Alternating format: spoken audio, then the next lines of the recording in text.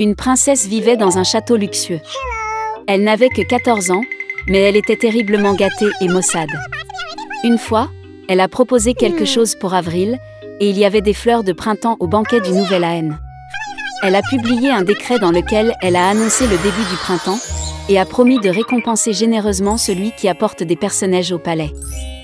Dans une petite maison à la périphérie de la ville vivait une belle-mère avec sa fille et sa belle-fille. La belle-fille était une fille très douce et gentille, et son nom était Masha. La belle-mère et la fille étaient très paresseuses et en colère, et elles blessaient la pauvre fille de toutes les manières possibles. Ils voulaient vraiment recevoir la récompense promise par la princesse, mais ils ne savaient pas où se procurer les personnages en hiver. La vieille femme a décidé d'envoyer Masha dans la forêt pour leur apporter des fleurs printanières. La belle-fille a commencé à implorer sa belle-mère d'avoir pitié d'elle, car il faisait noir et froid dehors. Et quel genre de personnage peut-il y avoir en hiver? Mais la vieille gourmande ne voulait rien entendre. Elle a donné un plus grand panier et a conduit Masha à la porte. La fille gelée avait très peur dans une forêt sombre. Soudain, au loin, elle vit une lumière. Elle était ravie et est allée à sa rencontre. Il s'est avéré que c'était un grand feu ardent, et 12 personnes se réchauffaient autour de lui. Reprenant courage, la fille s'est approchée d'eux et leur a dit que la méchante belle-mère l'avait forcée à aller dans la forêt et à ramasser des personnages. Il s'est avéré que c'était 12 mois. Les frères se sont sentis désolés pour Masha et ont décidé de l'aider. Frère April a scandé un sort, et soudain le printemps est arrivé dans la forêt et dans la clairière. La neige a fondu, l'herbe verte est apparue, les personnages ont fleuri. La fille a commencé à ramasser des fleurs et en a bientôt rempli un grand panier. Le jeune April l'aimait beaucoup et il lui a donné une bague magique. En cas de problème, il doit être jeté au sol, jeter un sort, et les 12 mois viendront à la rescousse. Masha les remercia et rentra chez elle. Lorsque la fille a ramené les personnages à la maison, la belle-mère et la fille en ont été très surprises. Masha était très fatiguée du voyage et s'est immédiatement endormie profondément. Sa demi-sœur soupçonnait que quelque chose n'allait pas. Pendant que la fille dormait, elle trouva sa bague magique et la prit pour elle-même. Après son réveil, la belle-fille a découvert la perte. Elle a commencé à supplier pour rendre la bague, mais sa belle-mère et sa fille ne voulaient rien entendre. Prenant un panier de personnages, ils se précipitèrent vers le palais royal. Dans le palais, il y avait un arbre du Nouvel Aène magnifiquement décoré. Mais la célébration à venir n'a pas du tout plu à la princesse capricieuse. Et ce n'est que lorsque la belle-mère et la fille lui ont apporté un panier entier de personnages, que la princesse a changé sa colère en miséricorde. La belle-mère ne pouvait pas dire clairement d'où venaient les fleurs, et elle a dû admettre que sa belle-fille les avait ramassées. La princesse a immédiatement décidé de se rendre dans le pré avec des personnages. En chemin, elle se tourna vers la pauvre Masha pour lui montrer l'endroit où elle cueillait des fleurs. La fille a dit qu'elle le montrerait, mais seulement si la bague lui était rendue. D'une telle insolence, la princesse s'est fâchée et a jeté la bague. Mais la belle-fille a réussi à jeter un sort. Immédiatement, un vent fort s'est levé, le tonnerre a grondé, le feuillage est tombé et la neige a commencé à tomber. Le vieil homme January leur apparut. Il a invité tout le monde à faire un vœu. Par peur, la princesse a souhaité être dans le palais le plus tôt possible. Masha a fait le vœu que tout revienne à sa place en temps voulu, hiver, en hiver, été, en été. La belle-mère et sa fille étaient si gelées qu'elles voulaient des manteaux de fourrure de n'importe quelle fourrure, même d'un chien. En disant cela, les femmes gourmandes se sont immédiatement transformées en chiens. Ils étaient attelés à un traîneau sur lequel la princesse devait se rendre au palais. Masha a remercié les frères pour leur aide. Ils ont promis de transformer la belle-mère et sa fille en humains, mais seulement quand elle deviendrait obéissante. Des mois ont donné à la fille un magnifique grand traîneau, attelé par des chevaux fringants.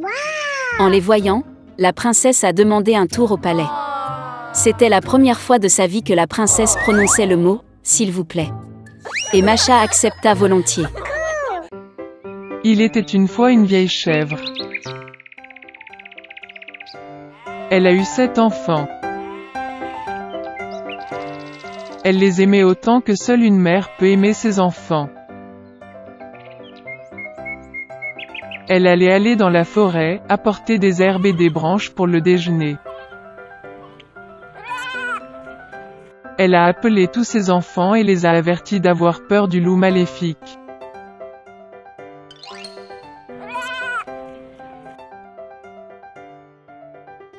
Il fait souvent semblant, mais vous pouvez immédiatement le reconnaître à sa voix grossière et à ses pattes noires. Les petits-enfants ont tout compris et ont assuré à leur mère qu'ils seraient très prudents. La vieille chèvre partit tranquillement. Peu de temps s'est écoulé. Soudain, quelqu'un a frappé à la porte et a crié d'une voix grossière que les enfants devraient immédiatement l'ouvrir.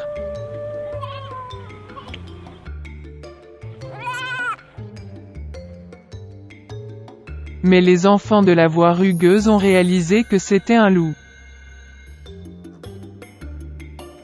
Ils ont répondu que ce n'était pas la voix de la mère, sa voix était gentille et fine, et cette voix était très impolie, ce qui veut dire que c'était un loup.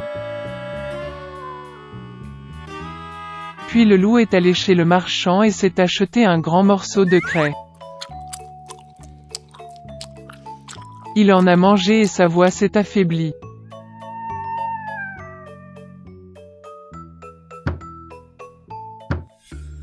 Il est revenu, a frappé à la porte et a demandé d'une voix mince aux enfants de l'ouvrir. Le loup a posé sa patte sur la fenêtre et attend. Et les enfants l'ont vu et ont répondu que les pattes de la mère n'étaient pas noires, mais blanches, ce qui signifie que c'était un loup.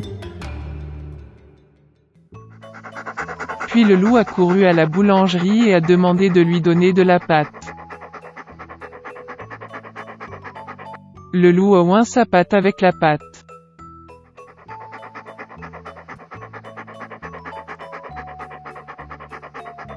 Le méchant s'est approché de la porte pour la 3e fois, a posé sa patte blanche sur la fenêtre et a frappé. Ils ont vu les enfants que la patte était blanche et ont pensé que c'était leur mère. Ils ont ouvert la porte, mais il y avait un loup devant eux. Ils ont eu peur et ont commencé à se disperser dans toutes les directions.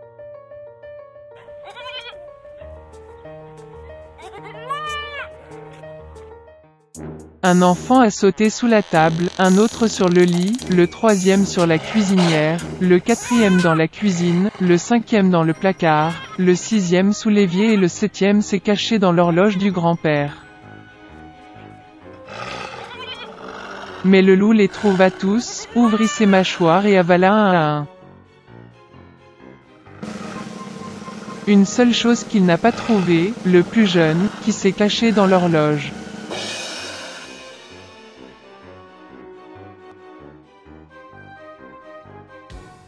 Après avoir mangé à sa faim, le loup est parti. Il s'allongea sur une prairie verte sous un arbre et s'endormit. Bientôt, une vieille chèvre rentra de la forêt. Oh, qu'est-ce qu'elle a vu là-bas? La porte était grande ouverte. La table, les chaises, les bancs ont été renversés, le lavabo a été cassé, les oreillers et les couvertures ont été jetés du lit.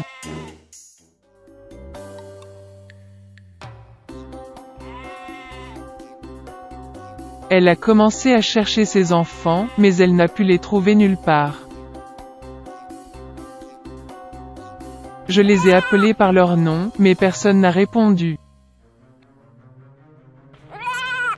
Elle s'approcha de l'horloge, et en réponse, il y eut une voix mince du plus jeune enfant. Elle l'a fait sortir de là et il a dit qu'un loup est venu et a mangé tout le monde. Comment la chèvre a pleuré pour ses pauvres enfants.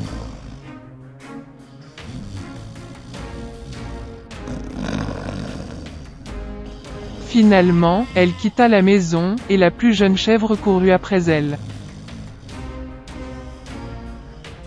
Elle est venue au pré, a vu, un loup gisait près de l'arbre et ronflait de sorte que les branches tremblaient.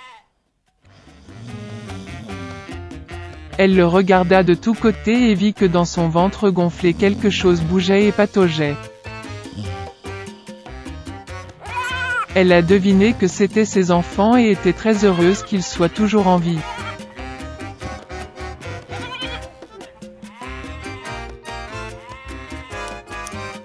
Elle a dit à l'enfant de courir à la maison dès que possible et d'apporter des ciseaux, une aiguille et du fil. Ensuite, la chèvre a coupé le ventre du loup avec des ciseaux, et de là, un enfant a sorti la tête. Et puis les autres ont sauté tous les 6, et rien de mal ne leur est arrivé. Quelle joie c'était! Ils ont commencé à embrasser leur mère, à sauter et à danser.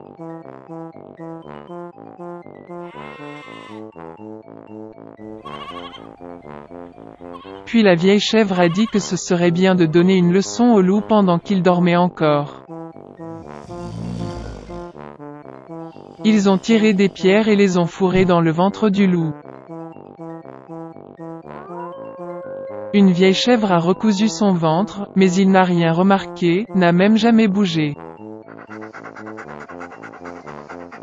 Le loup a dormi, s'est levé et a eu une telle soif dans son ventre qu'il a décidé de boire l'eau du puits.